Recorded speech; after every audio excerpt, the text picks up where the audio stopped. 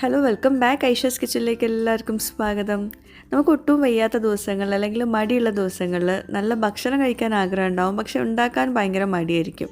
അപ്പോൾ അങ്ങനത്തെ ദിവസങ്ങളിൽ ഉണ്ടാക്കാൻ പറ്റുന്ന വളരെ സിമ്പിളായിട്ടുള്ള അടിപൊളി ടേസ്റ്റിലുള്ള ഒരു കോംബോ ആണ് ഇന്ന് ഷെയർ ചെയ്യാൻ പോകുന്നത്. അപ്പോൾ എല്ലാവരും വീഡിയോ മുഴുവനായിട്ട് കാണാം. എന്നിട്ട് നിങ്ങളുടെ ഫീഡ്ബാക്ക്സ് താഴെ കമൻറ്റ് ബോക്സിൽ എഴുതിയിരിക്കാനും മറക്കരുത്. ആദ്യം നമുക്ക് ഈ കോംബോ മീലിലേക്കുള്ള ചിക്കൻ സൈഡ് ഡിഷ് ഉണ്ടല്ലോ, അതിലേക്കുള്ള ചിക്കൻ ഒന്ന് മാരിനേറ്റ് ചെയ്തെടുക്കുക. ഞാനിപ്പം 1/2 കിലോയിലും കുറച്ചുകൂടെ കൂടുതൽ ചിക്കൻ എടുത്തിട്ടുണ്ട്. എല്ലുള്ളതും എല്ലില്ലാത്ത പീസൊക്കെ ഉണ്ട് കേട്ടോ.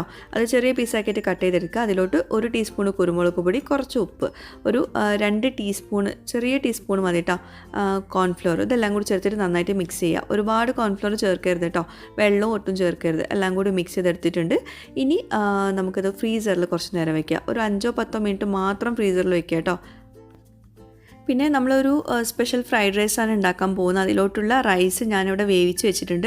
ഒന്നുമില്ല, കുറേ വെള്ളത്തിൽ നമുക്ക് റൈസ് വേവിച്ചെടുക്കണം. ആവശ്യത്തിന് ഉപ്പ് ചേർത്തിട്ട്. പിന്നെ ഇത് ഇന്ത്യ ഗേറ്റിൻ്റെ ബസ്മതി റൈസ് ആട്ടോ. അതിനൊരു സ്പെഷ്യൽ ടേസ്റ്റാണ് ഫ്രൈഡ് റൈസ് ഉണ്ടാക്കുമ്പോൾ, നല്ലൊരു മണമൊക്കെ ആയിരിക്കും. അപ്പം ഇന്ത്യ ഗേറ്റിൻ്റെ ബസ്മതി റൈസാണ് എടുത്തിട്ടുള്ളത്. പിന്നെ ബസ്മതി റൈസ് വേവിക്കുമ്പോൾ, ഫ്രൈഡ് റൈസിലോട്ട് വേവിക്കുമ്പോൾ വേവണം കേട്ടോ. അരി ഹാഫ് വേവിലൊന്നും എടുക്കരുത്, അരി വേവണം, പക്ഷേ വെന്ത് കുഴയാൻ പാടില്ല. ആ കുഴയുന്നതിന് മുമ്പ് നമുക്ക് അത് ഊറ്റിയെടുക്കണം. എന്നിട്ട് ഇതുപോലെ ഇങ്ങനെ പരത്തി വെക്കും വേണം. അങ്ങനെയാണ് നമ്മൾ ഫ്രൈഡ് റൈസിലോട്ടുള്ള റൈസ് ഉണ്ടാക്കുക. അതിൻ്റെ ഡീറ്റെയിൽഡ് വീഡിയോ ഞാൻ മുമ്പ് ഷെയർ ചെയ്തിട്ടുണ്ടായിരുന്നു, ഒരുപാട് തവണ ഷെയർ ചെയ്തിട്ടുണ്ട്. അതിൻ്റെ ലിങ്ക് വേണമെങ്കിൽ ഞാൻ കൊടുക്കാം കേട്ടോ. റൈസ് നല്ല പെർഫെക്റ്റ് ആയാലും നമ്മൾ ഫ്രൈഡ് റൈസ് നന്നാവുള്ളൂ. അപ്പോൾ അതവിടെ വേവിച്ച് മാറ്റി വെച്ചിട്ടുണ്ട് കേട്ടോ. ഇനി നമുക്ക് ഫ്രൈഡ് റൈസിലോട്ടുള്ള ചിക്കൻ ഒന്ന് റെഡിയാക്കി എടുക്കാം. നേരത്തെ നമ്മൾ റെഡിയാക്കി വെച്ചത് ഇതിലോട്ടുള്ള സൈഡ് ഡിഷിലേക്കുള്ള ചിക്കനാണ്. ഇതിപ്പം ചിക്കൻ ഫ്രൈഡ് റൈസ് നമ്മൾ ഉണ്ടാക്കുന്നത്. അതിലേക്ക് ചിക്കൻ്റെ എല്ലില്ലാത്ത പീസ് എടുത്തിട്ട് ഇതുപോലെ കനം കുറച്ചിട്ട് നല്ല തിന്നായിട്ട് അരിഞ്ഞെടുക്കണം കേട്ടോ. അല്ലാണ്ട് ചെറിയ കഷ്ണങ്ങൾ ആക്കും വേണം, പക്ഷേ അത് കനം കുറയണം. കനത്തിലെടുക്കുമ്പോൾ എന്താണെന്ന് വെച്ചാൽ ചിക്കൻ്റെ അകത്തൊന്നും വല്ലാണ്ട് ഒരു ടേസ്റ്റ് ഉണ്ടല്ലോ, ഭയങ്കര ഹാർഡായി പോകും ചിക്കന്. അപ്പം ചിക്കൻ നല്ല സോഫ്റ്റായിട്ട് കിട്ടണമെങ്കിൽ അത് കനം കുറച്ചിട്ട് വേണം കട്ട് ചെയ്തെടുക്കാൻ. അപ്പോൾ അതാ കുറച്ച് ചിക്കൻ എടുത്തിട്ട് കട്ട് ചെയ്തിട്ട് മാറ്റി വെച്ചിട്ടുണ്ട്.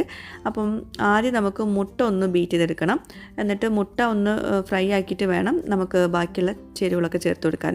അപ്പോൾ 3 മുട്ട എടുത്തിട്ട് ഇതുപോലെ ബീറ്റ് ചെയ്തെടുത്തിട്ടുണ്ട്. ഞാനിപ്പോൾ മുട്ടയിലോട്ടൊന്നും ചേർക്കുന്നില്ല കേട്ടോ, ഉപ്പ് പോലും ചേർക്കുന്നില്ല. അപ്പോൾ ഫ്രൈഡ് റൈസ് ഉണ്ടാക്കാനുള്ള പാത്രം ചൂടാക്കിയിട്ട് അതിലോട്ട് കുറച്ചധികം സൺഫ്ലവർ ഓയിൽ ചേർത്തിട്ടുണ്ട്. നമുക്ക് ചിക്കൻ ഫ്രൈയും കൂടി വേണമല്ലോ, പക്ഷേ നമ്മൾ കുറഞ്ഞ ഓയിലാണ് ഈ മുട്ട നമ്മളിതുപോലെ ഫ്രൈ ചെയ്യുന്നതെങ്കിൽ മുട്ട ഭയങ്കര ഹാർഡായിട്ട് ഡ്രൈ ആയിട്ട് പോകും. അപ്പോൾ നല്ല സോഫ്റ്റായിട്ട് കിട്ടണമെങ്കിൽ കുറച്ചധികം ഓയിൽ വേണം ഫ്രൈ ആക്കാൻ. ബാക്കി ഓയിൽ നമുക്ക് ചിക്കന് ഫ്രൈ ആക്കുകയും ചെയ്യാം കേട്ടോ. അപ്പോൾ ഞാൻ മുട്ട അതുപോലെ ഒന്ന് ചിക്കൻ എടുത്തിട്ട് അത് മാറ്റി വെച്ചിട്ടുണ്ട്. എന്നിട്ട് ആ ഓയിലിലേക്ക് തന്നെ ഞാൻ ചിക്കൻ നമ്മൾ നേരത്തെ കട്ട് ചെയ്ത് മാറ്റി വെച്ചല്ലോ, അത് ചേർത്ത് കൊടുക്കാം കേട്ടോ.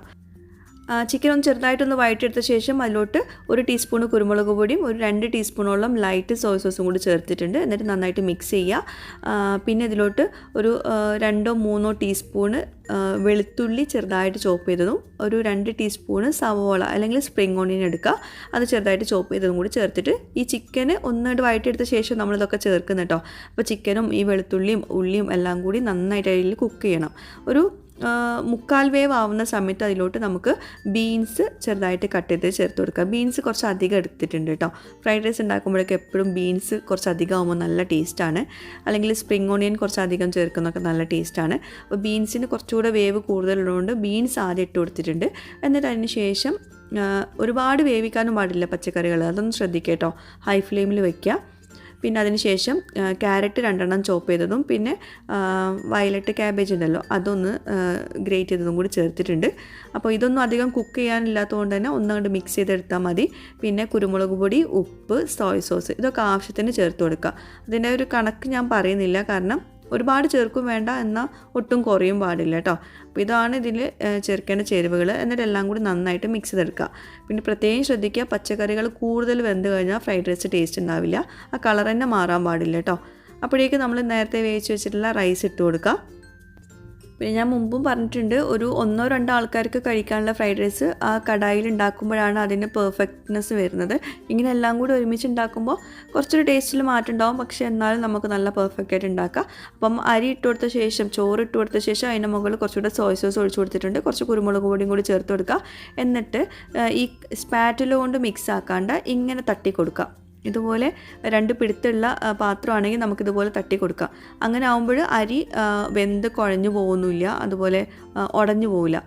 അപ്പോൾ സ്പാറ്റിൽ കൊണ്ട് നമ്മൾ ഒരുപാട് മിക്സ് ചെയ്യുമ്പോഴേ ചിലപ്പം അരി ഇങ്ങനെ പൊട്ടിപ്പോകാനുള്ള ചാൻസ് ഉണ്ട്. അപ്പോൾ അതുകൊണ്ട് ഇങ്ങനെ തട്ടി കൊടുക്കുകയാണ് ഏറ്റവും ബെസ്റ്റ് കേട്ടോ. എന്നിട്ട് ഏറ്റവും ലാസ്റ്റ് കുറച്ച് നമ്മുടെ നേരത്തെ ഫ്രൈ ആക്കി മാറ്റി വെച്ചിട്ടുള്ള മുട്ട ചേർത്ത് കൊടുക്കുന്നുണ്ട്. പിന്നെ സ്പ്രിംഗ് ഓണിയൻ ഉണ്ടെങ്കിൽ അത് ചേർത്ത് കൊടുക്കുക. എൻ്റെ അടുത്ത് ഇല്ലായിരുന്നു കേട്ടോ, സ്റ്റോക്ക് ഇല്ലായിരുന്നു. അപ്പോൾ നമുക്ക് പല രീതിയിലും ഫ്രൈഡ് റൈസ് ഉണ്ടാക്കാം. ഓരോ രീതിയിൽ ഉണ്ടാക്കുമ്പോഴും വ്യത്യസ്ത ടേസ്റ്റ് തന്നെ ആയിരിക്കും. പക്ഷേ നമ്മുടെ ആ ഒരു റൈസിൻ്റെ കുക്കിങ്ങും അതൊക്കെ കാര്യങ്ങളൊക്കെ കോമൺ ആയിട്ടായിരിക്കും എല്ലാത്തിലും ഉണ്ടാവുക കേട്ടോ. അപ്പോൾ ഫ്രൈഡ് റൈസ് റെഡിയായി. ഇനി നമുക്കിതിലോട്ടുള്ള സൈഡ് ഡിഷ് റെഡിയാക്കാം. ഞാനിപ്പോൾ ഉണ്ടാക്കാൻ പോകുന്നത് ബട്ടറി ഗാർലിക് ചിക്കൻ ആട്ടോ. എപ്പോഴും ഫ്രൈഡ് റൈസിൻ്റെ കൂടെയുള്ള അടിപൊളി കോംബോ എന്താണെന്ന് വെച്ചാൽ ഗാർലിക് ചിക്കൻ തന്നെയാണ്. അപ്പോൾ ഇന്നിപ്പോൾ തയ്യാറാക്കാൻ പോകുന്നത് ബട്ടർ ഗാർലിക് ചിക്കനാണ്. അതെങ്ങനെയാണെന്ന് നോക്കാം. ഒരു പാൻ ചൂടാക്കിയിട്ട് അതിലോട്ട് ഞാൻ 60 ഗ്രാമിൻ്റെ ബട്ടറിൽ നിന്നും കുറച്ച് ചെറിയൊരു പീസ് ബട്ടർ എടുത്തിട്ട് ചൂടാക്കാൻ വെച്ചിട്ടുണ്ട്. അതിലോട്ട് നമ്മൾ ആ ബട്ടറിലിട്ടിട്ട് വേണം നമ്മൾ ചിക്കന് ഒന്ന് ടോസ്റ്റ് ചെയ്തെടുക്കാൻ വേണ്ടിയിട്ട്. കുറച്ച് മാത്രം ബട്ടർ മതി കേട്ടോ.